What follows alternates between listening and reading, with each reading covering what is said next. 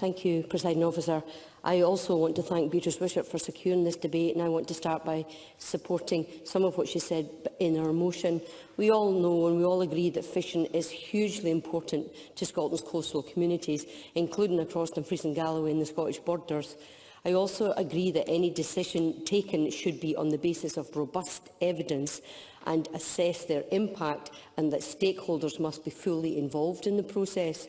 Presiding Officer, in March, after nearly 20 years of discussion, 193 countries agreed to a new High Seas Treaty which will protect 30% of the ocean by 2030. The UK Government also recently announced the creation of 3 highly protected marine areas in English waters. One of them is on the English side of the Solway Firth. It is internationally accepted that the world needs to do more to look after the marine environment, and there is cross-party support for HPMAs across the UK. However, the process by which this is achieved must be carefully managed, and people's livelihoods, indeed their way of life for many of our coastal communities, must be considered and even protected, and any change must be in full consultation with these communities. I know that there is a vast amount of work that needs to be done before any location is decided upon, and I would ask that acceptable socio-economic impact should be a key indicator of a successful outcome. And as it stands, the policy framework seems to be a bit unclear based on the feedback that has been provided to me, to what degree designations within the Scottish inshore region would contribute to this overall 10% target that applies to both inshore and offshore regions. Galloway is home to many inshore fishers who fish in the Solway and the Irish Sea and beyond. Scotland's inshore waters extend from the coast out to 12 nautical miles, with the concentration of fishing taking place within 6 nautical miles. And there are over 2,000 active Scottish fishing vessels, and 3/4 of them fish primarily in inshore waters. And the inshore fleet is diverse, and it includes trawlers, creelers, netters, dredgers and divers. And we should absolutely thank them all for putting food on our tables. The sector contributes £284 million to Scotland's economy, providing employment to many in our rural communities, and I appreciate Karen Adams' point about the importance of the blue economy.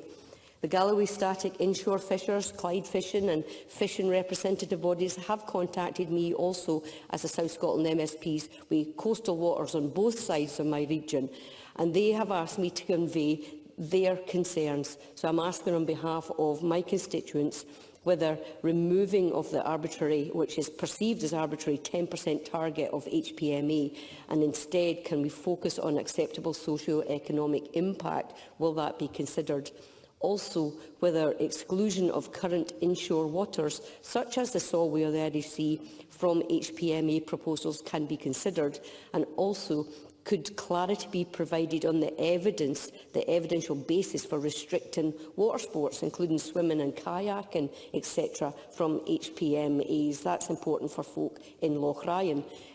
I also asked the Minister for a commitment that before any HPMA is enacted, that our static and mobile gear fishing communities are properly consulted with, and that their concerns will be addressed. The purpose of HPMAs, in as far as they align with the Scotland's nature conservation strategy, is reasonable, and the principle of taking a whole-site approach in targeted areas would hopefully achieve positive biodiversity outcomes. However, implementing such a programme of work must appropriately, I'm in my last 10 seconds, I think. However, implementing such a programme of work must appropriately recognise the drastic step change that this represents for designations in the marine space and the existing users and coastal communities that will be affected. Presiding Officer, positive biodiversity aspirations are important, as are actions to support them, and I know any actions will be well considered by the Minister, by the Cabinet Secretary, and to ensure that outcomes are both successful and just. So, Presiding Officer, I will conclude there because I'm conscious of the time.